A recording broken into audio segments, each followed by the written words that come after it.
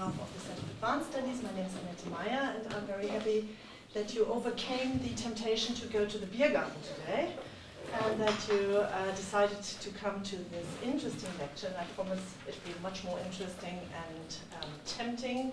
It's the second lecture in our new series, and we are very happy that Roland Wenzlhuemer agreed to give the second lecture in this new series, CAS Showcase, which is devoted to the idea to give deeper insights into disciplines that undergo a very strong change in epistemological, methodological, theoretical perspective.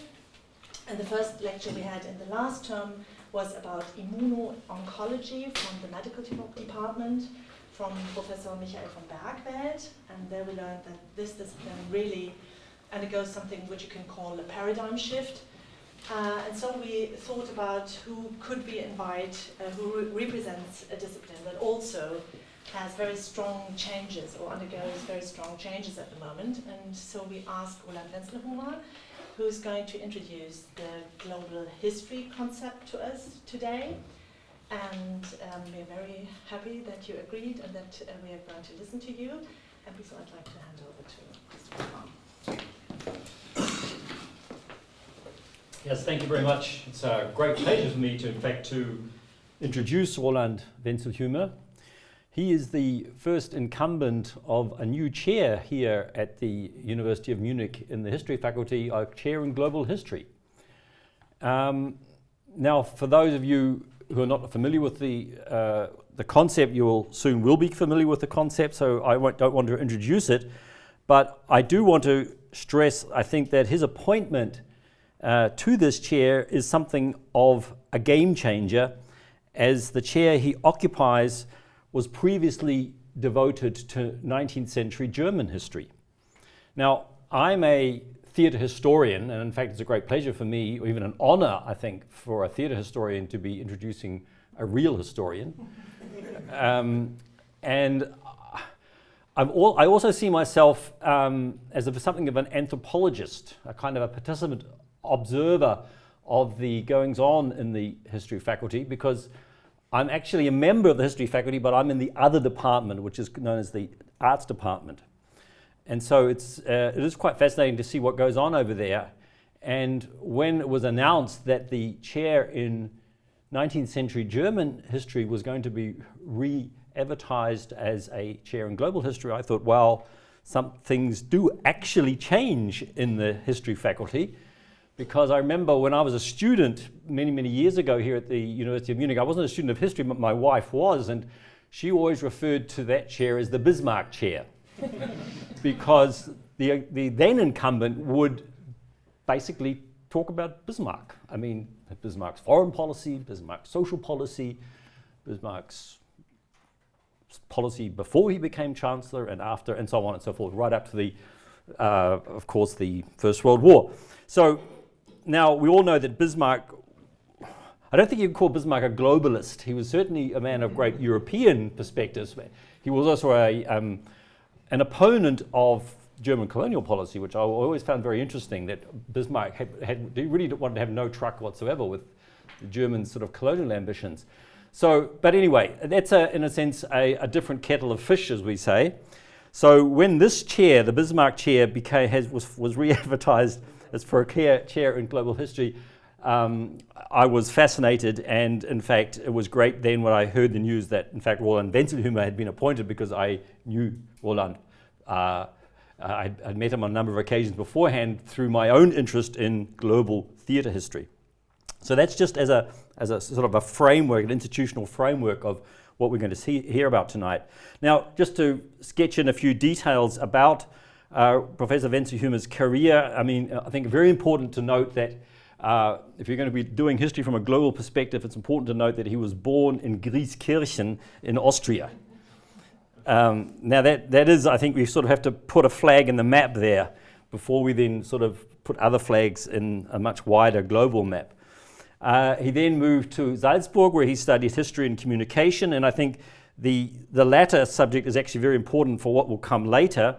Initially, he had a focus on South Asia with a master's thesis on agrarian conflicts in Bihar, caste war in post-colonial India, and then a doctoral dissertation on Ceylon, 1880 to 1900, economic, social, administrative, and religious development. So there you can already see that he has sort of, in terms of his historical interest, he's moved a long way from Salzburg to, in a sense, the southern tip of India. And then he, just to sort of complete the list of academic qualifications, he took his habilitation at Heidelberg University, where he wrote a thesis, Transforming Global Spaces, the Telegraph, Communication and Globalization in the 19th and early 20th century. And there you see the interest in communication studies coming back in and enriching, if you like, historical research. From there, he was appointed lecturer and researcher at the Center for British Studies at the Humboldt University in Berlin, where he was also working on a research project called Continuity and Change in the History of Information Society, from the telegraph network to the internet. So here you see the red thread of this interest in communication going through here. He then shifted to Heidelberg with a research project, Asymmetries in Cultural Information Flows, Europe and South Asia in the Global Information Network. Then he received a very prestigious Heisenberg Fellowship in Heidelberg. Was also a visiting professor at the University of Basel. And then, that's very interesting, he was offered a chair, a full professorship for economic and social history at the University of Innsbruck. Now, I know many colleagues who, if they were offered a position at the University of Innsbruck, especially those who are very keen on skiing, would take it and say, that's it, no more for me, the mountains are just a kilometer away, that's fine. But he was also offered a position at Heidelberg, and here you could obviously, there's probably a Faustian debate going on in his breast at this point. Innsbruck, the skiing, or do I stay in Heidelberg? He took up the chair of modern history in Heidelberg, and then in 2017 he was appointed here to Munich. So he's moving back, you can see, geographically back to his roots. The mountains. Yeah. The mountains. And towards the mountains, yes, exactly. Yeah, publications, very important, of course. The habilitation was published with Cambridge University Press, Connecting the 19th Century World. This is really a standard work. In fact, this book is very, very widely cited. In fact, even my own work I've actually cited, I've actually read it. So you can see sort of how far in his research, if he gets into theatre history, that how important it is. That's kind of the theatre history being the benchmark here. Other publications, together with Martin Duesenberg, being in transit, special issue of the Journal of Global History, again a publication which we studied in our research group on global theatre history. Yeah, and many other publications broadly in this area. And now, of course, coming back to what he's now going to be doing here in Munich, and this is important. Since arriving here at the NMU, he wasted no time and immediately, in record time, established the Munich Center for Global History, which had a spectacular opening last month, which really included the who's who of global history from around the world. And I think listening to some of those talks, you could really you got an impression of this as being a very, very vibrant new direction in historiography. Not only, I mean, it's been around for a while, but you could see the colleagues he invited were really trying to rethink through new approaches, and obviously there's a lot still to be done in this area. So Roland, it's a great pleasure to be able to introduce you, and I'm really looking forward to your talk. Please, the floor is yours. Thank you very much. Thank you very much, Annette. Thank you, Chris. And if you hear a slightly ironic turn when I say thank you, it's of course true, because after this kind of introduction I can only disappoint. Well, I mean, it will be very hard to actually put all these things into what you call a showcase here, but we'll come back to this in a second.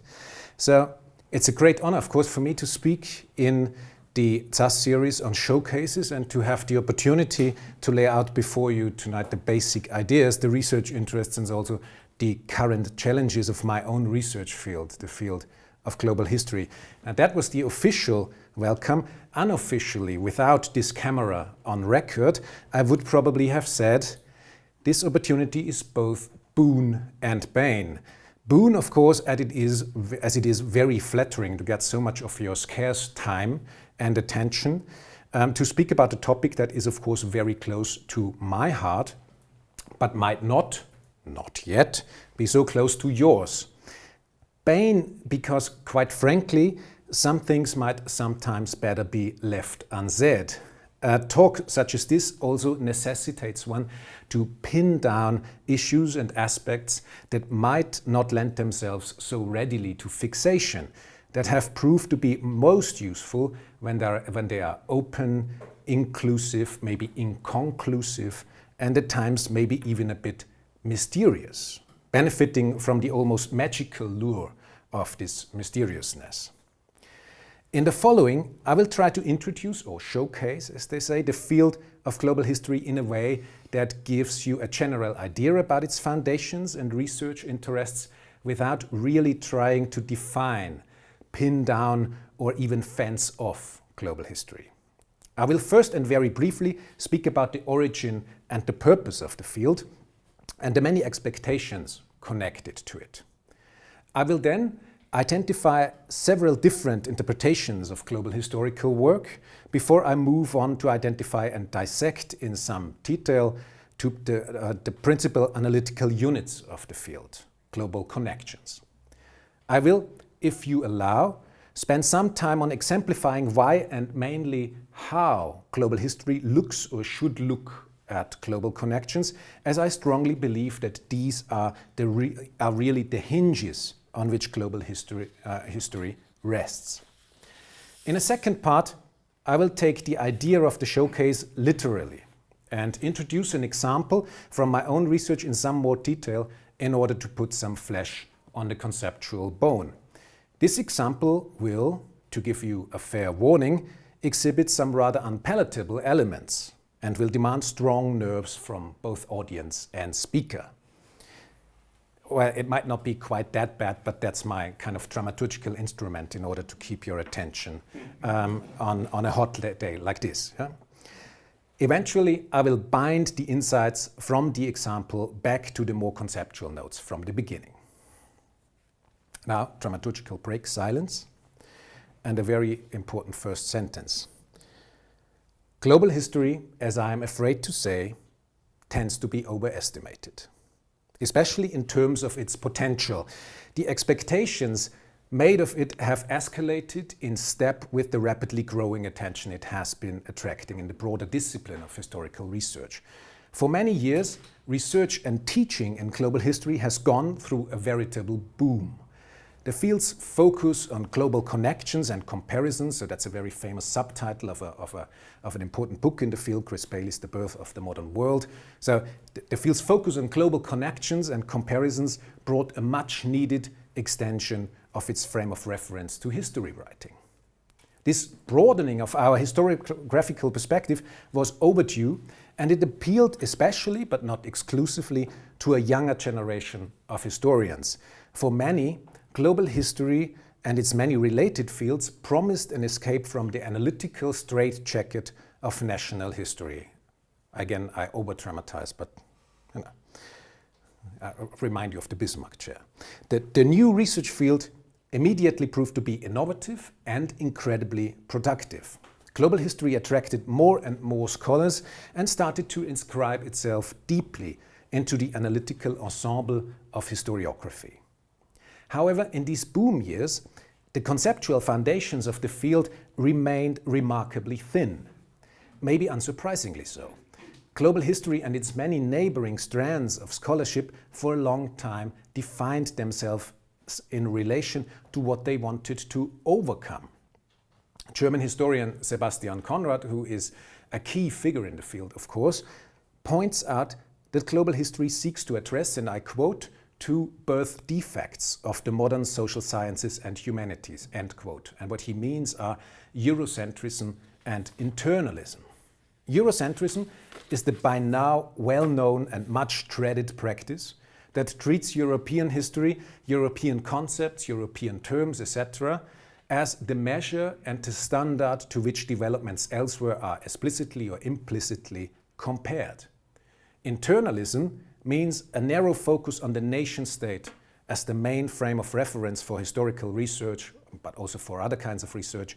This is what Ulrich Beck in Munich has called methodological nationalism. So that's basically the same thing as internalism.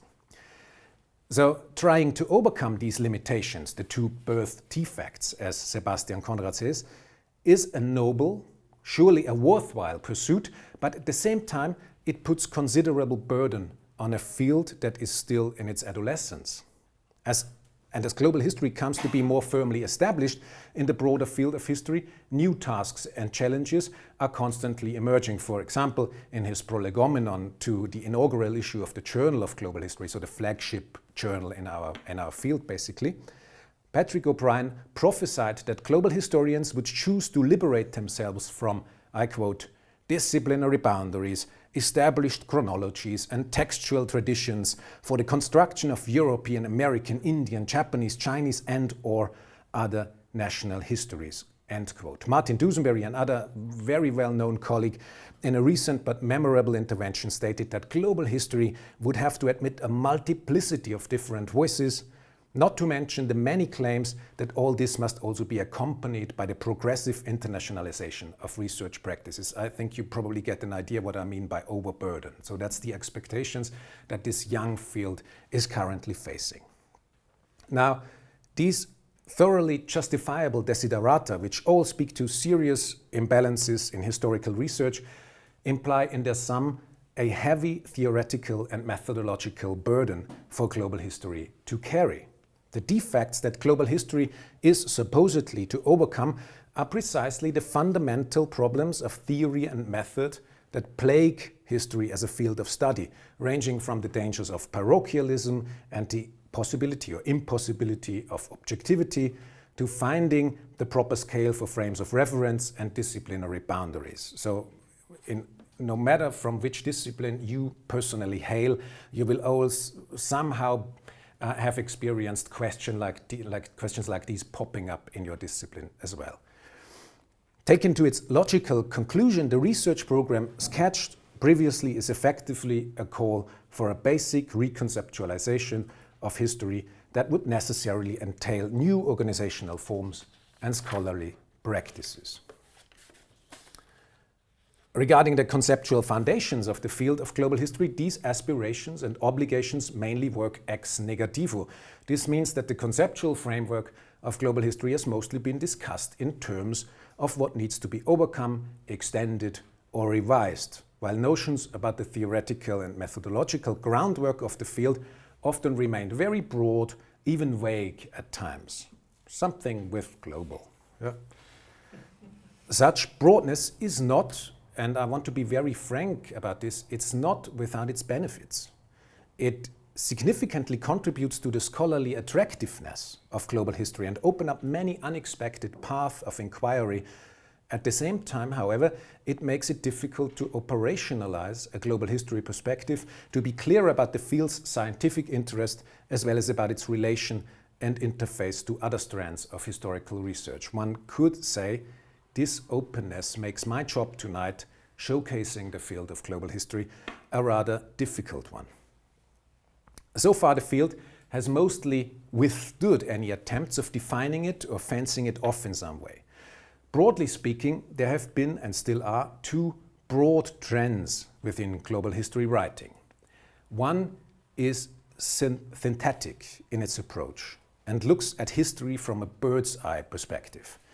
Such studies try to bring together historical developments from a variety of regions and seek to integrate them in a larger narrative. Of course, many authors claim that there is no such overarching narrative in their works, but look at book titles such as the following. They certainly suggest differently: The Rise of the West, William McNeill, 1963, The Birth of the Modern World, Chris Bailey in 2004, oder Die Verwandlung der Welt, our homegrown contribution to this kind of global history writing by Jürgen Osterhammel, 2008. Usually, it is the aim of studies such as these to arrange existing knowledge about the history of the world in new ways. Many highlight cross-cultural connections and exchanges between world regions and integrate them. their global histories via these connections. Others focus rather on comparing different regions and without necessarily emphasizing the relations between them. Most of these synthetic studies bring together existing research from various fields and do not work extensively with historical sources themselves. Of course, there are others, but mainly such synthetic work is based on what you would call secondary literature, which is not a deficit, it's just a fact. They aim for the broad view rather than the deep study. Many of these syntheses are wonderful, inspiring studies that need a degree of erudition and the mastering of the historical profession that lies beyond the intellectual capacity of many professional historians, and I can say this for sure, it certainly lies beyond mine. Therefore, it is quite handy that there is a second principal strand of research in global history that is less interested in the bird's eye perspective, but rather focuses on the historical significance of global connections themselves. The research framework of these studies, or studies that operate in this vein, is principally very flexible. This is to say that there is a little difference to the scope of historical studies in general. Authors look at certain places or spaces, like cities, or in many cases port cities, villages, zones of contact, and so forth and so on. They follow actors around the globe, or they look at global infrastructures, to give just a few examples. The research frameworks are vastly different, but such studies usually share an interest in questions such as the following. How and why did historical actors build global connections? How did such connections work? How did they influence the larger environment, or in German, the Lebenswelt, which is a term that comes to new popularity recently? How did they influence the larger environment of the people? Or more simply put, what did global connections mean for the thoughts, the feelings, and the actions of people in the past? In the remainder of my talk, I will mainly be concerned with this last strand of global history research, with approaches that are explicitly interested in the historical analysis of global connections.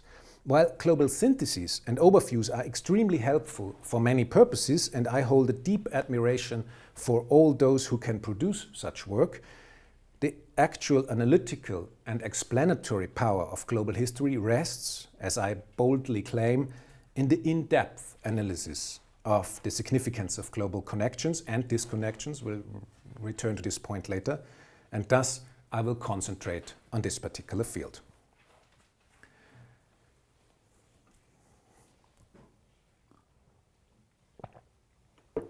Recently, global history has started to enter into a phase of consolidation. It has become clear to the historical profession that global history is not just another academic fashion. The approach has come to stay, and it will, I dare say, make a lasting impact on historiography as a whole. Accordingly, debates about the scientific aims of the field, about the questions it tackles, and the instruments it has at its disposal are now slowly gaining momentum. At the same time, scholars have started to rethink the contributions global history can make to historical research as such, as well as to evaluate as to the evaluation of current societal changes or challenges. That is to say that recently more and more global historians are beginning to re-evaluate the theoretical and methodological underpinnings of the field and seek to build sustainable conceptual foundations for its further development. As diverse as all these considerations are in their tasks and outlooks, they usually share the conviction that the scholarly study of the historical role of global connections stands at the core of global history. Some scholars, such as Sebastian Conrad, whom I already mentioned, claim in this context that the field should in this regard mainly look at the structural conditions of global integration, and that it therefore has a concrete object of study. This would mean basically that global history really becomes reasonable and insightful sometime in the 19th century, when we can see a structural integration of the world. Infrastructural, structural integration, something that is sustainable, repeatable, that produces a certain pattern. So that would be the structural conditions. And if you subscribe to this, global history would actually have an object, something to concretely look at, something to concretely study. Others, such as myself, rather understand global history as a perspective that has no specific object of study, but can theoretically be trimmed at every aspect of the past, sometimes more, sometimes less fruitfully. Global history would be a complementary research perspective in this sense. No matter to which of these views one subscribes, the study of global connections stands at the core of the field's interest. And the question is how best to make sense of global connections, impact, and how to grasp their particular qualities.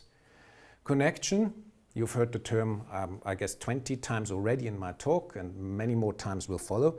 Connection, of course, is hardly a new or an unfamiliar term in global history. On the contrary, it is one of the most commonly used terms in the field, which has contributed to it becoming a sort of terminological panacea. In order to make the term more than just an arbitrary label, it must be analytically sharpened. So what are global connections and how can they be grasped theoretically and methodologically? What distinguishes global connections from other kinds of connections? What makes such connections historically relevant? Why should we look at them? Finally, what do they contribute to global history's research program? Different conceptions of how to conduct research in global history suggest different answers to these questions. Engaging with these answers will help to frame the notion of connection used here. However, global connections have hardly been explicitly conceptualized in global history. To me, this really comes as a surprise. It's like, it's as if social history has never thought about what the social is, or economic history has never thought about what the economy actually is. It's a bit like this in global history. Even though the term connection is ubiquitous in global historical research, it is almost always used descriptively to describe something. This conceptual gap is most probably a result of how we tend to view connections, especially in relation to the following 4 points. First, an analytically useful concept of connection has to allow for their role as historical phenomena in their own right, with their own spatial and temporal facets. Mostly, connections, not just in global history, but in our everyday life, if we think about global connections or connections of any denomination, we conceptualize them from their ending points, which is to say that most research, most thinking about connections actually doesn't focus on the connection itself. It focuses on actors, locations, and objects that are or are being connected and maintain exchange relations with each other. These entities change and mutually influence each other by means of the transregional connections they maintain. Such approaches reduce, if we think like this, we reduce connections, our main building blocks basically, to little more than intermediaries in the sense of actor network theory. There is contact at the termini, but otherwise they operate as practically invisible transmission media. While connections can thus help to reconfigure relations between the connected entities and alter the meanings of those entities, the connections themselves are assumed to be incapable of creating new meaning. In German, you would say they are a Mittler, something that doesn't really take influence on that which is exchanged. Research in global history, with its interest in the effectiveness of connections, must not settle for this view of connections as practically inert intermediaries, but instead view them as mediators. Bruno Latour summarizes the function of mediators as follows, I quote, "Mediators transform, translate, distort, and modify the meaning or the elements they are supposed to carry," end quote. That is, mediators meaningfully shape the relations between the connected entities from the perspective of global history. This applies to all kinds of global and transregional connections. Such connections do not bring their termini into direct, unadulterated contact, rather they interpose themselves as mediators. That is my first point of 4 points, and I'll just give you or I soothe you by saying that I will put some flesh to this conceptual bone in the example. So the example that follows in a second, or maybe a minute, or maybe a few minutes, I will try to pick up all of these theoretical things and actually explain them on a concrete example. Yeah. Second, in global history, connections should always be considered in the plural. Habitually, we tend to think of connections in binary terms as either on or off, as existent or non-existent. Especially in the early years of our field of global history, studies in many cases have simply sought evidence of a connection between objects whose connectedness had so far gone unnoticed. And then that was the big insight. Hey, look, I found a connection here. Ooh, that's surprising. Yeah? Well, sorry for that. And the more unexpected, of course, the place you found the connection was, the better it was for your study. Yeah? As important as such groundwork certainly is, discovering new global connections and identifying a certain subject matter as globally connected does not do justice to the complexity of the historical circumstances. A 1 or 0 binary does not help to understand how global connections impact on people, and that is what we want to understand. Analytically, we should rather conceive of connections as existing in the plural and affecting each other. Relations between particular actors and their communities are always and ever based on assemblages of different connections. In a global context, such assemblages have to traverse great distances. That's where the global comes in. Yeah? It's basically an emblem for great distances or borders or cultural differences, something like that. So in a global context, such assemblages have to traverse great distances, including a wide variety of borders and obstacles, which affects some kinds of connections in the assemblage more than others. Some are more effective over short distances, some cross borders with ease, while others do not. In contrast to more local settings, the interplay among the individual connections changes in the global context. The composition of these assemblages varies not only from situation to situation, it also distinguishes global processes of exchange from local ones. One could say that global and local connections differ in terms of the interplay of various connections and non-connections. That's also an important thing in such an assemblage, depending, of course, on the historical context in question. Therefore, in order to be analytically more exact, we should not so much ask how global connections affected historical actors, but rather how the shifting relations between the different forms of connection in a larger assemblage did. Third, in this plurality of connections, if you subscribe to this just for a second to do me a favor, in this plurality of connections, we have a certain tendency to focus on a particular form or particular forms of connections, while we overlook the historical significance of others. The global movements of goods and or people have traditionally and rightly received scholarly attention in this regard. Trade and migration have long been recognized as producing global connections of great historical significance. Everyone in this room, I think, can instantly name examples for this. Yeah? I'll give you one. Steamships, for instance. Very important topic. Okay. Information and knowledge often moved globally together with goods and people, or with what I've elsewhere called the dematerialization of information flows. They flow detached from them. Colleagues from fields such as the history of knowledge or global intellectual history, as you call it nowadays, have started to look at the particulars and the significance of such global information movements.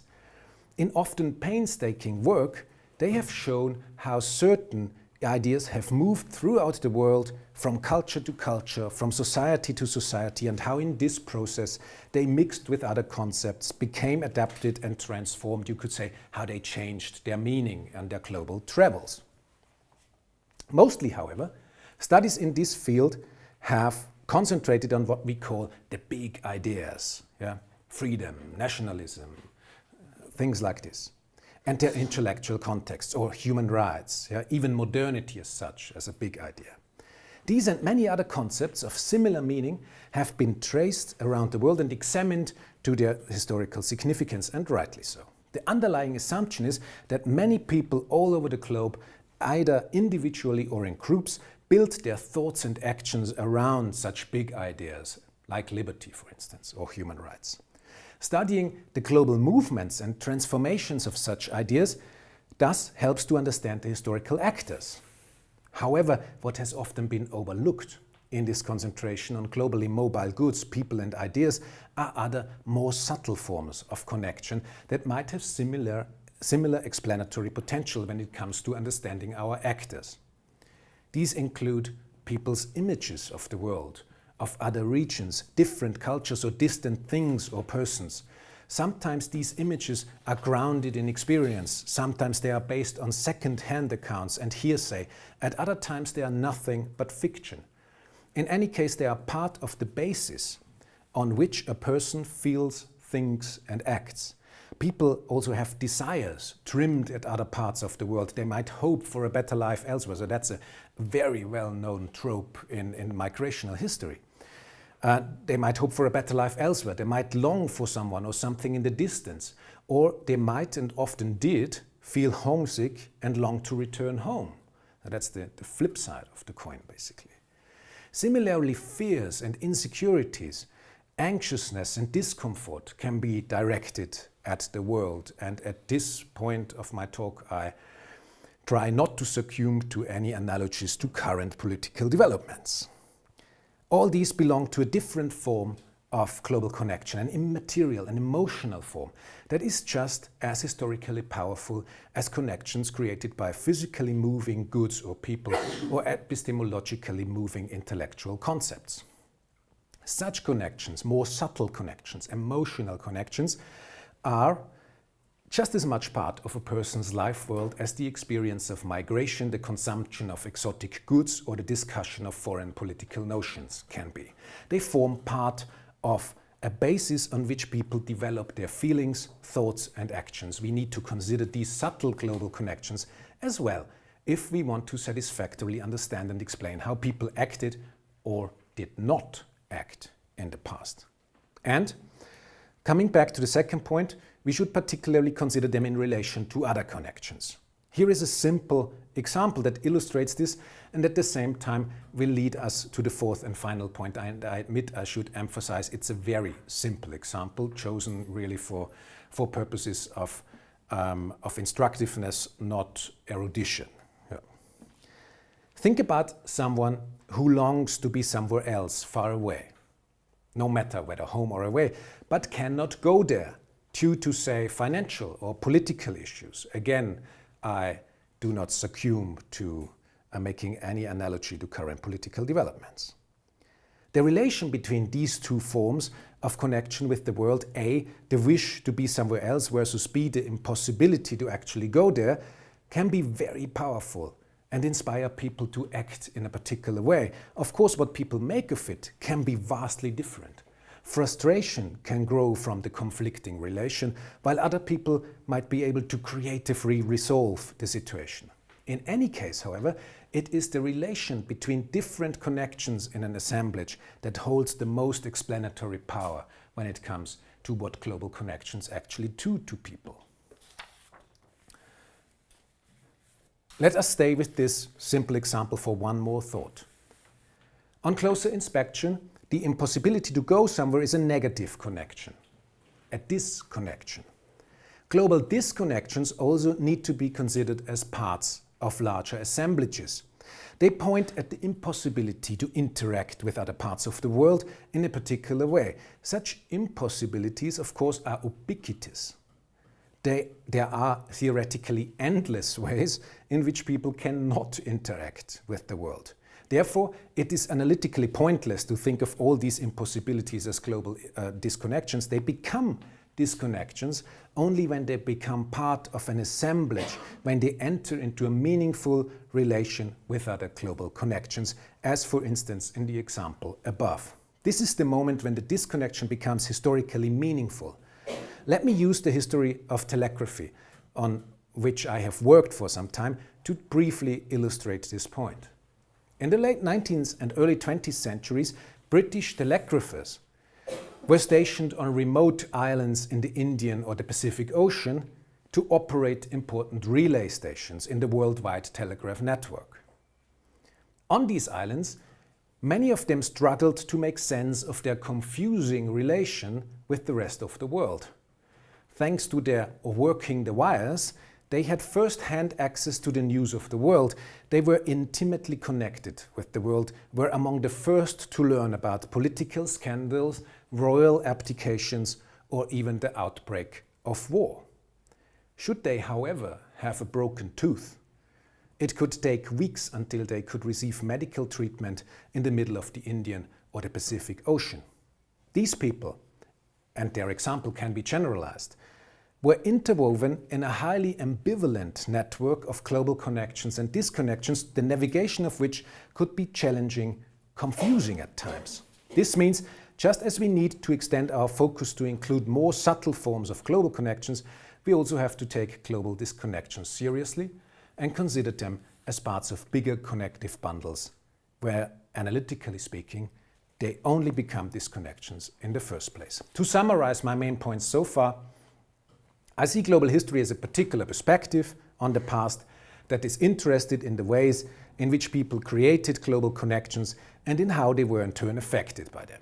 It is important to note that these connections are not global history's objects of study in the same way in which Sebastian Conrad, for instance, argues for processes of global integration to be the field's main objects. Rather, the study of global connections is a conduit, a particular way of analysis. Global connections should primarily serve as the explanans and not so much as the explanandum, although the former might often lead via the latter, I'm afraid to say. I argue that such an analytical focus necessitates us to understand connections as mediators, that was point 1, to examine them in the plural, point 2, as parts of bigger bundles of assemblages, that to include in our evaluation of connections more subtle and intangible forms, that was point 3, and to also consider the role of global disconnections, that was point 4. Such an approach to global history is close to the historical actors. It seeks to understand how and why they were embedded in different forms of global connections, what this meant for them, how it troubled or excited them, and so on and so forth. The actor serves as the interface in at least two ways. In the actors, connections and disconnections, the global and the local, intersect and interact. At the same time, the actors can serve as a bridge between global history and more established forms of historiography that focus more on the national, the regional, or the local. Thinking global history as a perspective that can potentially be trimmed at any subject and seeks to highlight the meaning of global connections for people in the past does not overwrite, but extend and complement other approaches. In doing so, I hope that it broadens our understanding of history and it's not really a paradigm shift, it's actually an extension. Yeah, we do not want to overwrite anything, we want to extend and go a little further. Now, for the example, hold your breath. So far, I have not more than hinted at a few brief research examples that can serve to illustrate some of my points above. In the following, I will introduce a historical case study in some more detail and will try to develop it in a way that makes the uses of a perspective on global connections more tangible. Because I do admit, and it's not the first time that I speak about this, that at times it gets a bit abstract. Yeah. Now it gets concrete. On the 21st of January 1886, the Venerable Times of London published an extensive report about the current situation in Upper Burma, the northern part of today's Myanmar. The British had annexed the region in the year before, 1885, in the course of the Third Anglo-Burmese War, and ever since then, they saw themselves confronted with fierce local resistance. The British government criminalized the insurgents as dacoits, as bandits, basically, and thought it justified to move hard against any form of resistance. Executions were a common occurrence in Upper Burma in these days. This is a well-known, or was a well-known and mostly unquestioned fact back in Britain. It was accepted by the British public that as a necessary evil that an imperial power such as Britain had to cope with things like this. And so the article in the Times reported rather, let's say, matter-of-factly about ongoing executions of prisoners in Burma. Towards its end, however, the text also offered a more critical remark. It referred to a certain Reverend Cole Beck, who at the time was a missionary of the Church of England in Mandalay and who had criticized the professional conduct of the local provost marshal. Provost marshal is the chief of police, basically, the military police. Cole Beck protested against the treatment of the prisoners in Mandalay. Cole Beck claimed that the provost marshal had threatened imprisoned locals with immediate execution should they not testify against others.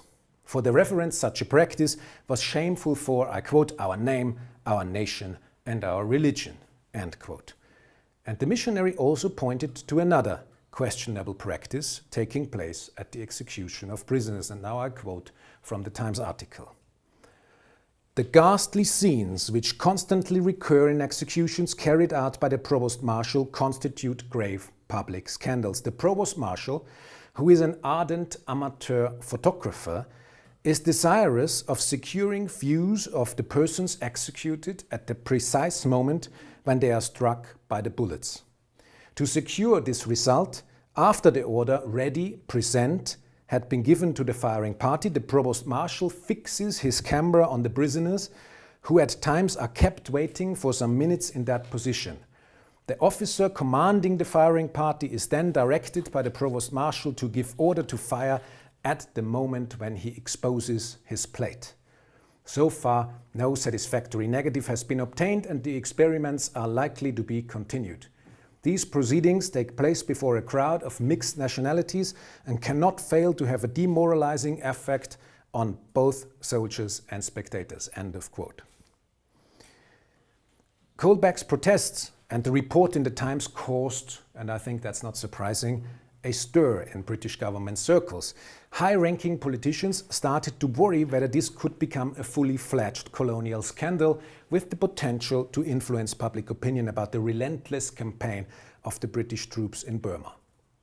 Only 4 days after the publication of the article, Lord Randolph Churchill, the then Secretary of State for India, had to answer questions about these incidents in the House of Commons. In a flurry of telegrams between London, Calcutta, Rangoon and Mandalay, the government and the India office tried to establish whether there was any substance to Cole Beck's accusations and, if so, to contain the political damage. In this context, the issue about pressing prisoners into testimonies soon faded into the background of the inquiry, and the practice of photographing executions moved into the fore. This can partly be explained by the larger ethical questions revolving around the issue. Photography was still a relatively young medium. The possible moral implications of this practice had not been fully discussed yet. Was it okay to photograph people during an execution who could not effectively object? Was it okay to let these people suffer even more for artistic or documentary purposes, e.g. when an execution took longer than necessary due to the needs of the photographer? However, besides these more general issues, another question became more and more apparent between the lines of the telegrams and the parliamentary debate. Should certain things be documented photographically at all? And what would it mean if the photograph of an execution in Burma found its way back to Britain? How would such a photo, especially one of the precise moment in which the bullet entered human flesh, affect the public by bringing the fate of the delinquents emotionally much closer to the otherwise distant European observer? These concerns were not made explicit in the debate, but they clearly reverberated between the lines. The photographing provost marshal went by the name of Willoughby Wallace Hooper, 1837 to 1912. At the age of 16, Hooper became a writer at the East India House in London. 5 years later, in 1858, he went to India to join the 7th Madras Cavalry. An ardent and gifted photographer, Hooper brought his camera with him to India. His talent was recognized by his superiors, and in 1862 he was granted leave from his military duties in order to photographically contribute to The People of India, an ethnographic project endorsed by the Viceroy of India, Lord Canning. In 8 volumes, published between 1868 and 1875, The People of India sought to provide a survey of the native population of India in altogether 468 annotated photographs. Hooper also photographically accompanied the Viceroy during his travels in India, and around 1870 he ventured into commercial photography and, for instance, published a photographic series on tiger shooting, while at the same time staying in the military, moving up the hierarchical ladder. Hooper became widely known for his photographs of Indians suffering during the Great Famine that hit British India, and particularly the region around Madras, between 1876 and 1878. It has been estimated that the disastrous famine caused more than 5 million deaths in British India. The colonial government provided only insufficient relief, as, among others, William Robert Cornish repeatedly pointed out. During the famine, Cornish was the sanitary commissioner of Madras and constantly argued for more generous relief measures from the side of the government. In one of his statements, so Cornish, the sanitary commissioner, said he wished for someone to photograph the starving population in order to make their suffering more visible for the British public. He wrote, and I quote, "Children of all ages are in such a condition of emaciation that nothing but a photographic picture could convey an adequate representation of their state." End quote. Hooper, our provost, he took just such photographs, which as a matter of fact were very successfully used in the famine relief campaign back in Britain. However, and for a second I wondered whether I should bring the photographs, so these would have been the only 2 slides on a PowerPoint presentation, which seemed a little scarce for our purposes here, and B, they are really unsettling. I cannot describe them, but they do exactly what Cornish said. They represent the suffering of these people during the famine in a way that immediately touches the spectator, basically, or the people who look at these pictures. I was not sure if this was really appropriate for the occasion. So, but if you're interested, please just Google Mr. Hooper, Willoughby Wallace Hooper, and the first thing that you will see or find are these photographs from the Madras famine. However, neither did Hooper act in any official capacity, nor, so it seems, did he care much for any humanitarian cause. Already many contemporaries criticized him for aestheticizing the suffering, for turning the starvers into photographic objects, and above all, for not offering help himself while being so close to those affected. Later, Hooper transferred to Burma and participated in the Third Anglo-Burmese War. Again, he carried his photographic equipment with him and made countless photographs of the campaign, and in this context, the incidents that he was later accused of by Colbeck and others took place. Between 22 January and the 1st of March 1886, the government tried to establish the actual facts of Hooper's alleged misconduct, do some damage control, and to prepare a formal court inquiry into the matter. Hooper himself never denied that he had taken pictures of executions, but claimed that he had done so only at 2 occasions, and that in his opinion the delinquents have not even realized him doing so. Eventually, the Court of Inquiry held at Mandalay came to the opinion that Mr. Hooper, by loss of his reputation, had also suffered enough, and that a little reprimand would actually be enough, and they let him off the hook. His further career did not really suffer from this. In 1887, he published a photographic volume of Burma, a series of 100 photographs, that's the title. The photos of the executions were not included in the volume, but you can find them in different galleries and even online galleries if you really look properly. So these pictures are still out there. Willoughby Wallace Hooper's photographic journey through South Asia is telling in many ways. Now comes the point where I tell you why I am confronting you with this story. It says something about the nature of British colonialism when it points to the relentlessness of the campaign in Burma or to the reluctance to provide adequate relief during the Great Famine. It reveals the colonial gaze captured in Hooper's photographs of the starving in Madras, of the tiger shootings, or of course of the Burma campaign. It highlights the contemporary ambiguousness of the new medium of photography, oscillating between social documentary and mere voyeurism, and it serves well to illustrate my above points on global connections. How the episode around Hooper's work as a photographer in South Asia unfolded has been shaped significantly by their embeddedness in different forms of global, in this particular case, mostly colonial connections. Let me briefly point to some of them and bring them into correspondence with my above claims. First, photography and telegraphy played a central role in the episodes, the latter mainly in the Burma case. Both provided technological supported connections and thus shaped their mediating potential. Telegrams were unrivaled in their speed of communication, but they were very limited as to their possible contents. In the late 19th century, the use in itself of telegrams in colonial administration bespoke the priority of the matter communicated. As a medium, the telegraph conveyed a meta message of urgency, while it was far less able to transmit or establish the more extensive background of an instance. The global connection facilitated by the telegraph acts as a mediator that changes the meaning of communication. In this way, the nature of the connection has a formative impact on that which is connected. That was my first point. The same goes for photography. In the late 19th century, photos could not easily travel over the wires, as they said.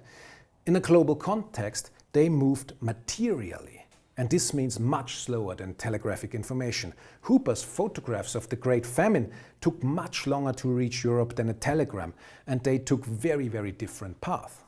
The sense of urgency that they evoked in many of their viewers was not a consequence of speed of movement, but of the intimacy, the closeness that they could create between the contents and an otherwise distant audience. The global connection that they provided felt closer than it actually was. William Robert Cornish's thoughts testify to that. Again, the connection is a mediator. Photography and telegraphy and the relation between the two technologies of communication also hint at what I have called the plurality of connections. The many telegrams between Europe and South Asia after Hooper's contact at executions had become public, also aimed at doing some damage control if possible.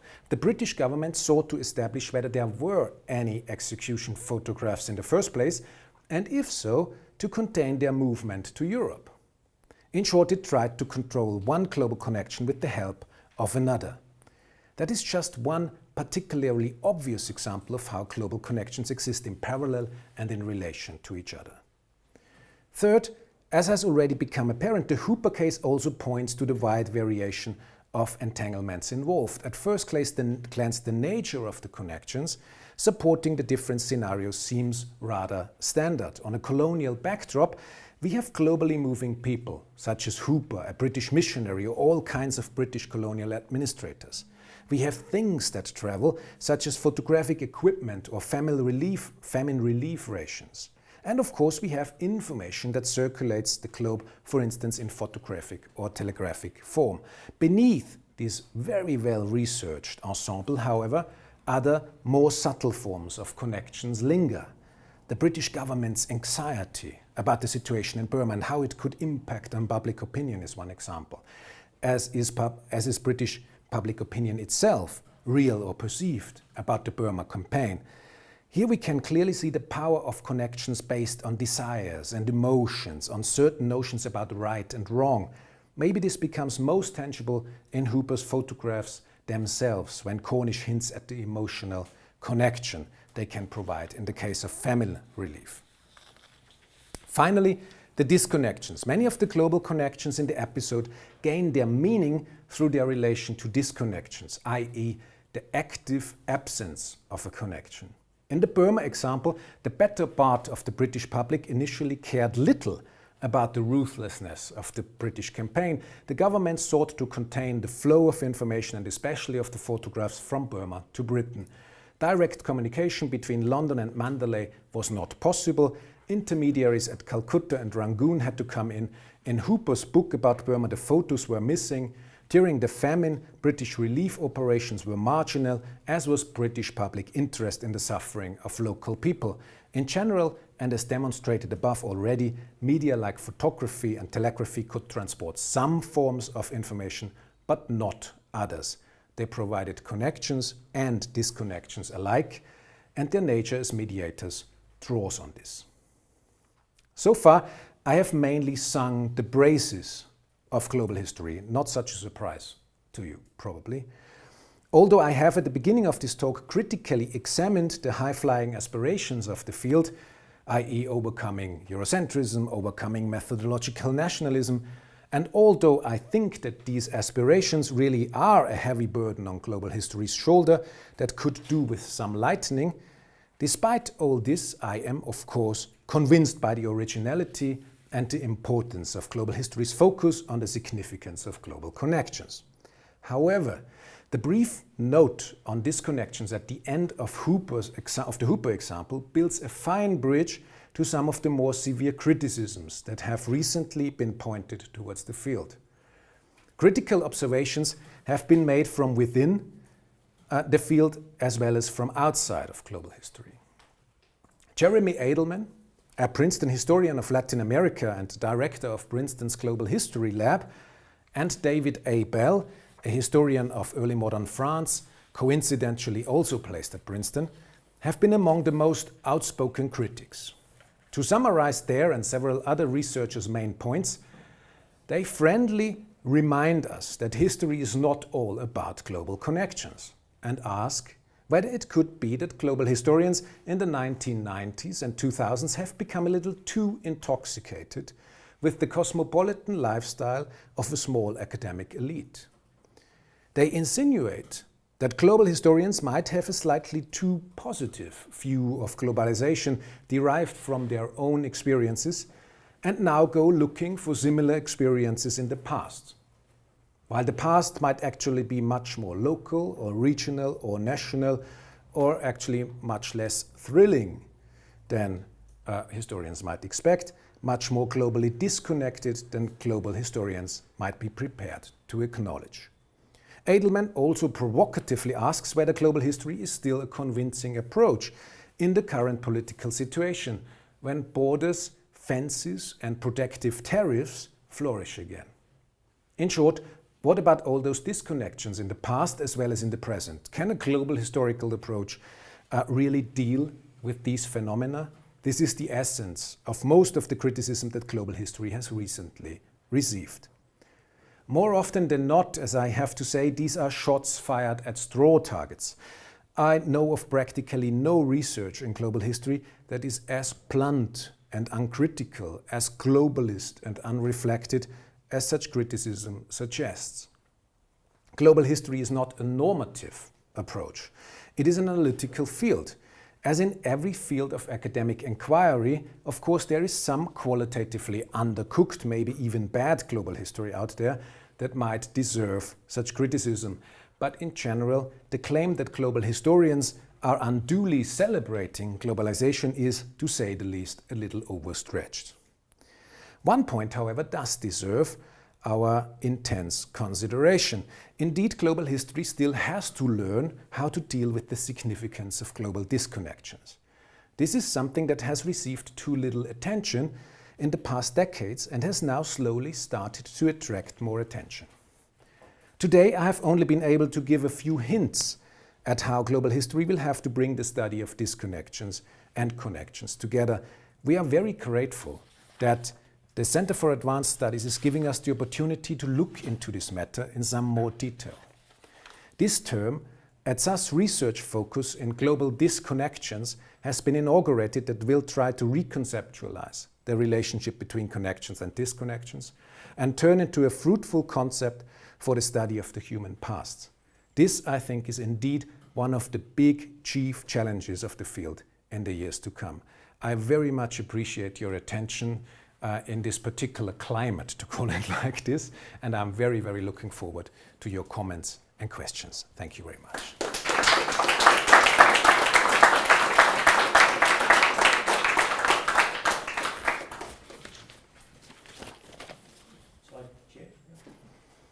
Yes, thank you very much. I will reserve my comments since I'm also a part of this global disconnection project. So I think we will take questions from the floor. Please. Thank you for the talk. I was wondering about the global part in global history, because you said that it's like a large distance, but that's a very relative term. So could you perhaps expand a little bit on that? When is something global? It's a very, very good and very justified question, because the label global history is one of our big problems. It is a label, I think it's fair to say, the label sticks because it somehow is fashionable, people can connect with global history, you know, it sounds good.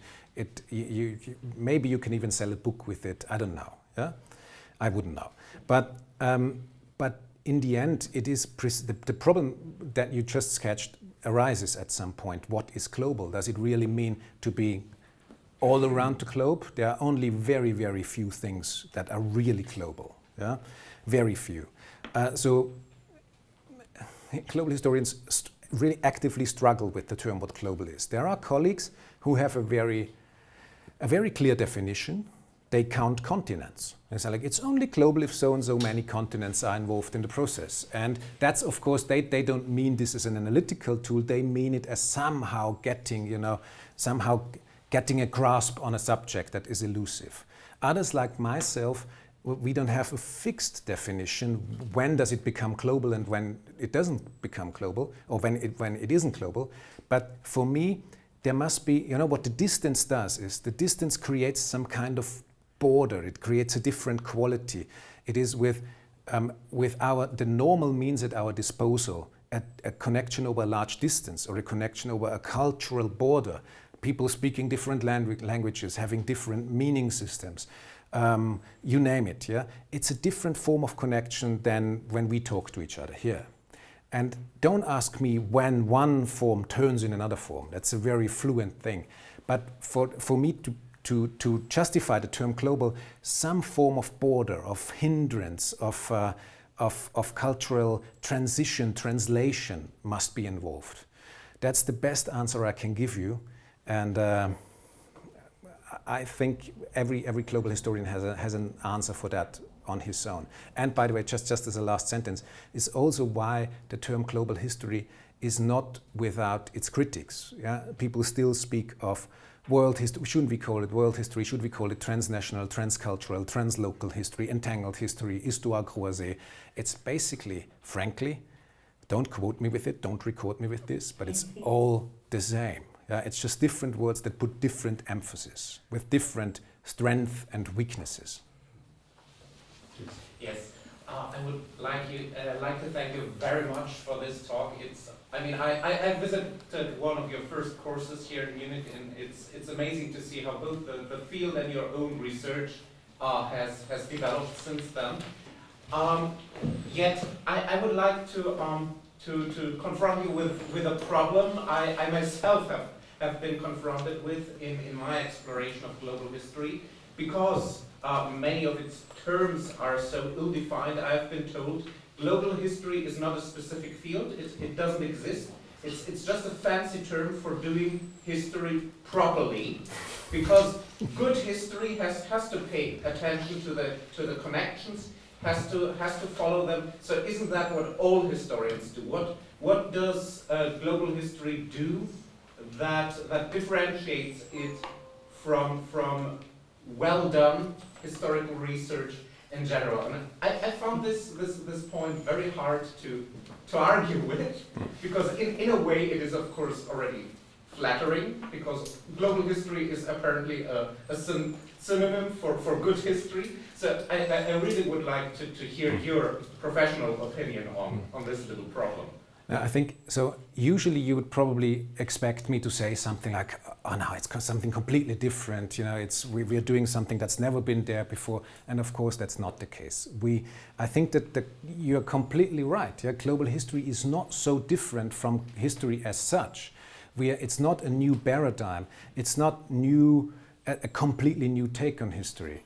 And you're right. I mean, other how to call this, normal historians, traditional historians, it all sounds, theater historians, real historians. Real historians, in many cases they have asked global history questions as well, and they have done precisely what we would today call global history. Now the difference is, or I think that the one thing that's important is that we cannot, it's almost impossible to look at the particular subject, at the particular region, at the particular phenomenon, something that interests you from all possible angles and give all angles the same weight. So you can look, as a social historian, you can look at something and you can try to have an all-encompassing kind of perspective, but in the end, due to your education, due to your interests, you will probably emphasize the social aspects of your topic. And maybe even if you look at global connections and entanglements, they will probably not have the same weight as what you attribute to other factors that are closer to your heart, closer to your education, closer to your interest. And the same goes for global history. Now we look at the very same subjects. I mean, let's just take one very obvious example, the slave trade. It's not that we invented research on the slave trade. It's been out there for ages and it's been done very, very well. But the interest was mainly slightly differently weighted, yeah? And now we look at it from a perspective that emphasizes different things. And that's why I would never say that we are doing some radically new. We just put different emphases that maybe, and that would be the second part of my answer, maybe correspond a little more directly with issues of our current times. So, I mean, to be very blunt, globalization, you cannot look into the newspaper without being confronted with either the blessings or the downsides of globalization. So this is something that's out there everywhere today. And maybe global history can connect somehow a little more directly to these pressing issues. So it's not a paradigm shift, it's just a little adjustment of perspective, I'm afraid to say. As long as you have chairs for it, I don't care. Okay, thank you also from my side for your inspiring and insightful talk. I want to draw our attention to the notion, the concept of global disconnection, which for me seems to be the most interesting and also the most frail point of the theory that you have given us, because disconnection presupposes connection. This makes connection stronger, and connection could be interpreted in the strand of being part of modernization theory, and that is always making better than disconnection. There are so many things out there. There are disconnected agents, entities that don't have any impact on the frame of the global affair. So, speaking of disconnections, makes everything qualifies everything as a disconnected if it's not identified as a connection. So you have connection and everything else is disconnection. So the interesting thing would be to look deeper at to qualify, to differentiate the disconnections, and to some extent, or to such an extent that is fading away of being relevant at all for the global frame. So this is my question. That's precisely what we're trying to do, and that's here at this SAS research focus, but also like around the Center for Global History that we have founded here. And that's what I meant in the talk when I said, not everything that's not connected is a disconnection. I mean, it would be completely pointless to think about it in this way, because there's myriads of non-connections out there. With disconnection, I really mean, and these are not my words, they are borrowed from Greg Denning, an Australian historian that we sometimes borrow from. He said that it's about the active absence of something.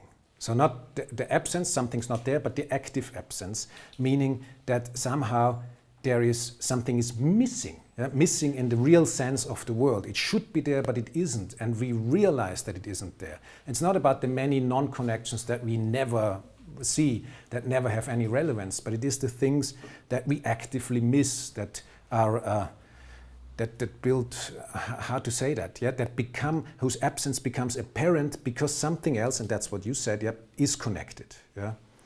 I cannot express it any more clearly, but that's how we think about it at the moment, at least. I hope that it becomes more concrete over time. Yes. Thank you very much for your interesting talk. I'm a scholar of ancient Near Eastern studies, so philology, but also history. And a question that is often asked in our discipline is if something is a connection or based on, or a disconnection, or based on universal phenomena, like due to the conditio humana. And this is, there are so many things I can name, like the idea that deities exist, or that people use rituals to appease them, but also to relieve anger and so such things. And it's often, of course, we try to find out if something. So there are many people who don't do this. They talk of connections, but in fact we have to ask if it's a connection or something else. So my question is, how do you deal with this question asked? So I think for more recent periods, you can more easily see if something is a connection, but for such periods like the ancient Near East, it's in many fields, of course, we can often see the connections. If there are bowls that look similar, you can see they're straight and so on, but for other phenomena it's more difficult. I completely see what you mean. You would probably, the beautiful German term for it is anthropologische Grundkonstante. Yeah. And most historians of the modern times are generally very suspicious of anthropologische Grundkonstanten. Not as a general rule, but they are, so especially in global history, a field that is informed by area studies or has grown out of regional and area studies as well. If you start searching for commonalities, like not connections, commonalities, developments that are the same everywhere, it always has a slightly suspicious kind of smack to it. I'm not saying that it is that's correct, but that's how many global historians look at these things, because I think the explanation ultimately is the skepticism of Eurocentrism, because in practice what has happened over many centuries when Europeans looked at other world regions, that they were looking precisely for these things like patterns of development, ways to modernity, but what they actually did was comparing these ways to the European case and saying, well, compared to Europe, they're lagging a little behind, or saying things like, well, compared to Europe, they will never really reach our standards, stuff like that. I'm polemic here, but you get the general idea. Now, that's why I think there is suspicion towards these notions. Then on the other hand, of course, we cannot, of course there are anthropological Grundkonstanten, anthropologische universals, okay? And it's a question how to deal with it, and that brings me to another point. One very important thing that we should not do in global history is bring everything back to connections. There are certain things that simply are not connected. There are, and this is, and well, you cannot really debate about it. That's just the case. And the early boom in global history also had a certain impetus to push the border of what is connected further and further back. So to find connections here and there and everywhere. And it was very hard to put a brake on this. But in the end, I think we have to accept in the field that after all, I mean, there are just some things that are utterly unconnected and that developed completely independently. The question is, does that any damage to the field of global history? I think not, if we know where to stop with our inquiry. I know that that's a very unsatisfactory answer, but it's the best I could do. Yeah, please. Yes, thank you very much for this very, very interesting showcase, and it was fascinating. And I had thought that we are in Munich, but the talk is in English and the questions are in English. That's not bad per se, because everybody can understand it. But when we make global history, there is the problem of the language. First, the problem of the materials, the source. I would love to work on India, but I do not read Indian languages or like Roland Bertrand did the dialects of Indonesia. So that is the first part of the question. Shouldn't we reflect on this problem of the language that we can read and we can speak, and how do we deal with it when we work? And then the other question is, to come back to this question of English, how do we manage not to fall in another form of Eurocentrism by explaining and writing everything in this academic English that is not our language? Mine is French, for example. So, and there can be this problem that we are turning all down on this form of language with the concepts and the art of speak, the art of thinking. You say that the interesting thing in global history is to see how other cultures think and so on. So how could we deal with this issue? Two extremely important points. The first point is a very simple answer on a very difficult question. The simple answer is, if you look at something, if you study something, whatever it is, you need to have the instruments at your disposal that you need to do your study. That's languages, that's all sorts of things, but here you specifically asked about languages. It means if someone works on India, if someone works on you know what, he or she should have a command of the instruments that are needed. And for instance, I learned this the hard way, because by training, I'm a Europeanist who ventured out, as you've heard, at some point in his young life, naive as I was, to do work on India and Ceylon. And it was possible because I concentrated on the colonial side of things, and I could do what I wanted to do, but I also very quickly realized that there is a certain border that I cannot transgress. If I want to say something about, now quote unquote, the other side, colonial subjects, the indigenous people, indigenous agency, things like that, I cannot really justifiably do that. And that was one of the reasons why after the dissertation I decided not to follow this path further, but rather return to what I've really been educated, or what I've learned, and that is basically I'm a British regionalist at the end of the day. Having said this, so this is a very, very simple answer. I think it's something that we also have to experience, that there are just things that you cannot do, that you cannot say, where you have no qualification to make any assumptions if you cannot speak the language, if you cannot read the sources, if you have to rely on translations and so on.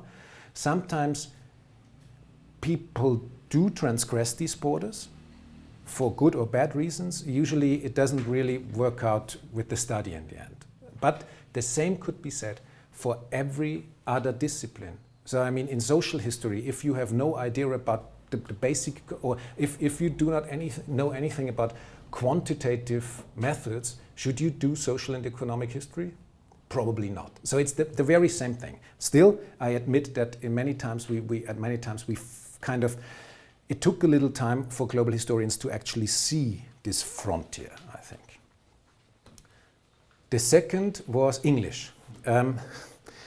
It's also, you are completely right, but then we talk about Eurocentrism and this thing of overcoming Eurocentrism. I mean, there is no overcoming centrisms. I think that's something that we are now learning. We can reflect centrisms, Euro, Sino, whatever. We can try to kind of milden them a bit. We can bring them together and form a nice little crash of centrisms. We can do all sorts of things, but we will never overcome positionality. It's nothing. Centrism is positionality. And the use of the English language is one such thing. I mean, what should we do? Everyone writes in his or her own language, and we don't understand each other, so we don't have a field, we don't have any exchange. If we want to have exchange, we need to have translations. We all know from our own research that in translation, a lot is lost, yeah, and so on. So there's no way out of the dilemma unless, or the only way that we have is the way that we always have. Reflect, criticize, readjust, go back, try again. But there will never be a perfect solution. And at the moment, I think if you want to share your research, writing in English, writing maybe in German and French, but that's, you know, kind of a half-baked solution. It's the only way we have open. But we shouldn't go into this or dive into this naively and think like, well, that's the way it's done. It's not. Yeah. Yeah. Yes. Thanks for the presentation, and to the one who asked the question about the language. I think I should also comment that person because I was thinking about it throughout your presentation. How objective is the subjectivity within the research of the global history. And you yourself also made a point now, which maybe I will also want to suggest. Gabriel Okara in Nigeria tried doing something with this. He wrote a novel, The Voice, wrote the English from the local language perspective. So that when you read the English, you are listening to the philosophy and the voice of the people, instead of listening from the perspective of the English person. Could that also be a solution to global history, that making it a bit objective? That's a very, very difficult one, because I think, so I don't think in solutions, because I don't believe in well, there's so few historians who actually believe when you look at centuries of history that something can actually be resolved. The only thing that I believe in is that we can make things a little better here and there. Yeah? So that's as a kind of as a forward. That's why I wouldn't think about solutions. I think that this could be a way to milden the most problematic effects, because how I understand your question is that the problem with the use of the English language is that it is, of course, a medium that also transports, that lends itself very readily to the terms of the colonizers, the terms of the Europeans, the worldview of the Europeans. This is something that is out there since the post-colonial studies made a huge impact on the field, and also post-colonial studies are one additional strand that has fed into global history, of course. Now, the problem is the same. What to do with it? Should we switch to something else? Then we would have another kind of perspective that is not the true perspective, the one perspective, the real perspective. It's another part.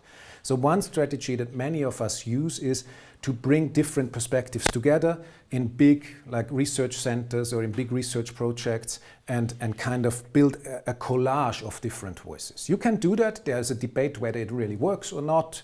It really, in the end, it depends on how the people concerned interact with each other. The other solution or kind of possibility that you sketched out is much more complicated, because it needs, it almost, if I understood you correctly, I mean, it almost needs an artistic, almost literary quality to what we do. Yeah? To use a language in a way that it has not been designed to use it, if you know what I mean. Yeah? And there are people who try that successfully, but it's not many of us. I wouldn't count myself among those, because it needs a degree of mastery that is very rare. Yeah?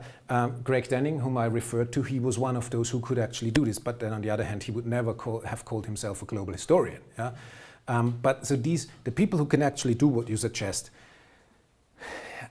there are 5 or 6 maybe out there, and maybe 1 or 2 of them I know. Yeah. But it's a good way. We're actually at the time, right? It's 8 o'clock. Yeah. So I think I think we should defer other questions to downstairs, because then we'll have a drink. I'd like to just end this the formal part with a quote from the European historian Christopher Clark, who was here a few years ago, and he was asked the same question about global history, and he said, well, as far as I can see, the difference between a global historian and a European historian, and he self-identifies as a European historian, is that the European historian really needs to read at least 5 languages, whereas the global historian only needs to read English. But Roland Wenzlhuemer reads at least 2 languages, as we know. And Austrian. And 3, so he's on the way also to becoming a European historian then. Roland, thank you very, very much for this talk and fielding these questions.